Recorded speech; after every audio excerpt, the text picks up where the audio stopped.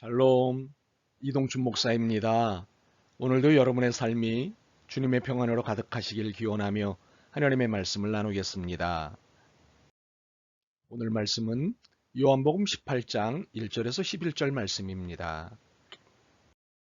이 중 11절 말씀만 읽겠습니다. 예수께서 베드로더러 이르시되 칼을 칼집에 꽂으라.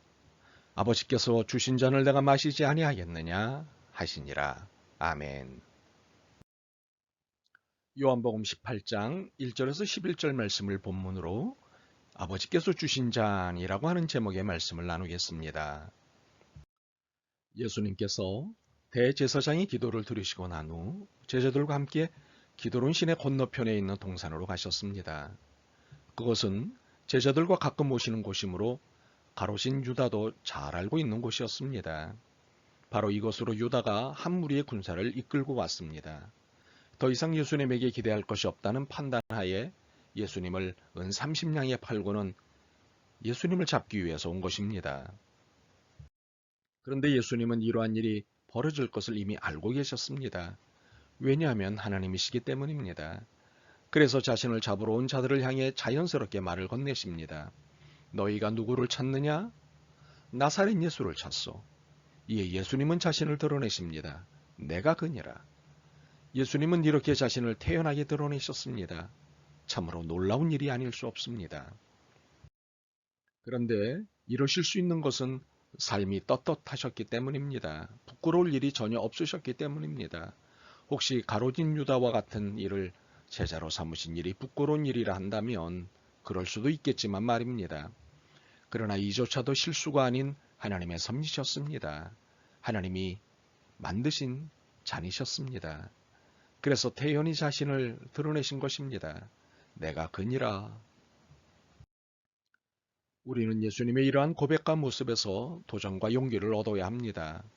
그래서 누구 앞에서든 나는 그리스도인입니다 라고 고백할 수 있었으면 좋겠습니다. 그리스도의 제자라는 사실에 떳떳했으면 좋겠습니다. 물론 요즘 듣는 말 중 하나가 교회 다닌다는 말을 하기가 부끄럽다는 푸념입니다. 그래서 예수님을 소개하기가 난감하다고 안타까워합니다. 그런데 여러분, 우리가 부끄러운 것입니까?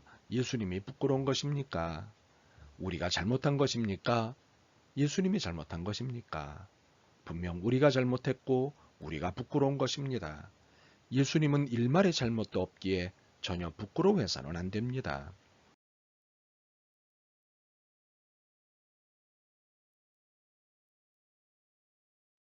그러므로 우리가 부끄러운 짓을 한 것에 대해서는 인정해야 합니다. 그러나 예수님을 전하는 것은 부끄러워해야 할 일이 아닙니다. 자랑스러운 일입니다. 당연한 일입니다. 그러므로 우리의 부끄러움에 예수님을 전하는 일을 결부시켜 복음의 진보에 누를 끼치지 않기를 바랍니다. 당당히 예수님을 전하고 소개하는 여러분이 되길 바랍니다. 사실 세상은 우리를 우습게는 봐도 예수님을 우습게 보지는 않습니다. 왜냐하면 예수님이 어떤 분이신지 알고 있기 때문입니다. 오늘 본문의 사건에서 예수님이 자신을 드러내시자 예수님을 잡으러 왔던 무리들이 물러가서 땅에 엎드러졌다고 했습니다. 이는 결코 자유로운 일이 아닙니다. 불강력적 힘에 의해 그렇게 된 것입니다. 이 불강력적 힘에 의해 그들이 취하게 된 태도는 경배였습니다. 비자발적이기는 하지만 예수님께 경배를 드렸습니다. 이것이 상징하는 것은 무엇일까요? 예수님은 경배받으시기에 합당하신 하나님이시라는 사실입니다. 이 사실을 모든 피조물이 알고 있습니다. 사람만 빼고 말입니다. 그런데 사람이 누구입니까? 하나님이 가장 사랑한 피조물 아닙니까? 그런데 사람은 하나님을 경배하려고 하지 않습니다. 참으로 배은망덕입니다. 오늘 본문에는 없지만 마태복음, 마가복음, 누가복음에는 그 유명한 유다의 키스라는 것이 있습니다. 이 중에 마태복음이 보다 구체적으로 설명하고 있습니다. 마태복음 26장 48절에서 50절에 보면 유다는 자신이 입을 맞추는 자가 예수이니 그를 잡으면 된다고 무리와 짭니다. 이에 유다는 예수님께 나와 랍비여 안녕하시옵니까 하고는 입을 맞춥니다. 그러자 예수님은 이미 그 심중을 알고 계시기에 친구여 내가 무엇을 하려고 왔는지 행하라고 말씀하십니다. 그리고 예수님은 잡히십니다. 우리는 여기서 배은망덕의 전형적 모습을 보게 됩니다. 유다가 누구입니까? 예수님께서 전적으로 신뢰한 제자 아닙니까? 예수 공동체 회개를 맡았다는 것이 그 증거입니다. 그런 그가 예수님을 공개적으로 배반한 것입니다. 배은망덕이지요. 그런데 다른 제자들도 다르긴 해도 배은망덕은 같았습니다. 유다는 공개적으로 예수님을 배신한 반면 베드로는 닭 울기 전에 예수님을 3번씩이나 부인하고 다른 제자들은 예수님으로부터 도망치는 일을 벌이지 않습니까? 참으로 이것들 모두 배은망덕입니다. 그러나 이러한 배은망덕한 사람들을 끝내 사랑하시는 하나님이십니다. 친히 예수님이 되셔서 배은망덕한 사람들을 끝까지 사랑하시며 은혜를 베푸십니다. 오늘 본문의 사건에서 이것을 새롭게 읽을 수 있습니다. 물러가서 땅에 엎드려져 있는 그들을 향해 예수님이 다시 물으십니다. 누구를 찾느냐? 나사렛 예수요. 이에 조금 전처럼 똑같이 대답하십니다. 내가 그니라. 그런데 이번에는 이 대답 뒤에 부탁을 하나 하십니다. 너희에게 내가 그니라 하였으니 나를 찾거든 이 사람들이 가는 것을 용납하라. 자신이 체포되는 조건으로 제자들은 놔주라는 부탁이셨습니다. 이 부탁의 의미는 무엇일까요? 사랑입니다. 자신을 희생하시는 사랑이십니다. 9절 말씀을 보실까요? 이는 아버지께서 내게 주신 자 중에서 하나도 잃지 아니하였사옵나이다 하신 말씀을 응하게 하려 함이로라. 로마서에서 밝히신 말씀도 같이 볼까요? 로마서 8장 38절과 39절입니다. 내가 확신하노니 사망이나 생명이나 천사들이나 권세자들이나 현재일이나 장래일이나 능력이나 높음이나 기쁨이나 다른 어떤 피조물이라도 우리를 우리 주 그리스도 예수 안에 있는 하나님의 사랑에서 끊을 수 없으리라. 그런데 우리는 이러한 하늘의 사랑에 대해 오해하고 곡해합니다. 베드로처럼 말입니다. 베드로는 무리들이 예수님을 잡자 가지고 있던 칼로 대제사장의 종 말고의 오른쪽 귀를 내리쳐 베어버립니다. 내 선생님을 감히? 라는 의문에 의해 칼을 사용한 것이지요. 일반적으로 볼 때 당연한 행동일 수 있겠다 싶습니다. 그러나 예수님은 이 행동에 대해 혼을 내셨습니다. 칼을 칼집에 꽂으라. 마태복음 이 다음 말씀을 놓치지 않고 있습니다.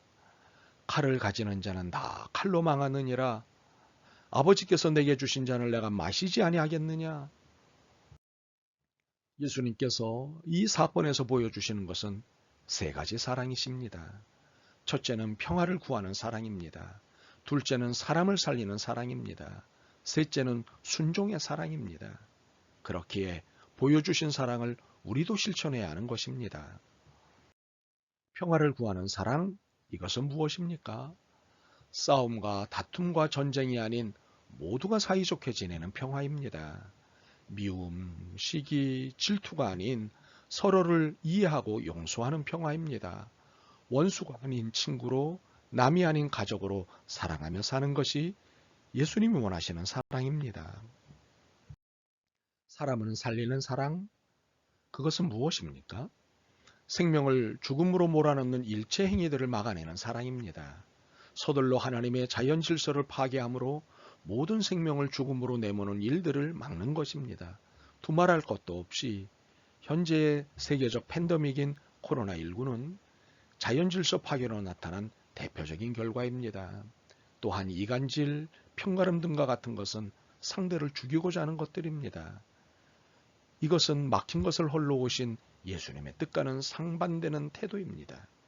우리 사회에 만연한 이간질과 편가름은 없어져야 할 것들입니다. 예수님이 원하시는 것은 사람이 살아난 사랑입니다. 순종의 사랑은 무엇입니까? 상대에 대해 겸손한 것이고 상대의 필요를 섬기는 것입니다. 사실 이 순종의 사랑은 앞에 평화를 구하는 사랑과 사람을 살리는 사랑을 포괄하고 이끄는 사랑입니다. 아버지께서 주신 잔을 기꺼이 마시는 예수님의 순종은 아버지에 대한 사랑이기에 순종의 사랑은 모든 사랑을 대표하는 개념입니다. 빌립보서 2장 1절에서 8절이 이것을 증거하십니다. 이 중에 3절과 8절을 보겠습니다. 아무 일에든지 다툼이나 허영으로 하지 말고 오직 겸손한 마음으로 각각 자기보다 남을 낮게 여기고 사람의 모양으로 나타나사 자기를 낮추시고 죽기까지 복종하셨으니 곧 십자가의 죽으심이라. 참으로 하나님 아버지께서는 우리 모든 신앙인들에게 예수님께서 주신 십자가 사명의 잔을 동일하게 주셨습니다. 이 잔을 받아 마실 것이냐는 여러분의 선택이지만 순종으로 내 신앙 고백은 완성되는 것입니다. 고난을 각오하는 순종이 없이는 그동안 우리가 아무리 많은 신앙 고백을 했어도 무의가 됩니다. 바라기는 우리 모두 평화를 구하고 사람을 살리는 고난을 순종했으면 좋겠습니다. 참으로 예수님을 따르는 제자가 됐으면 좋겠습니다. 아멘. 주님, 주님께서 주신 잔이 두렵기는 합니다. 자신이 없습니다. 그러나 잔을 받고 순종해야 진정한 제자임을 깨닫습니다. 감당할 수 있도록 믿음과 용기를 주옵소서.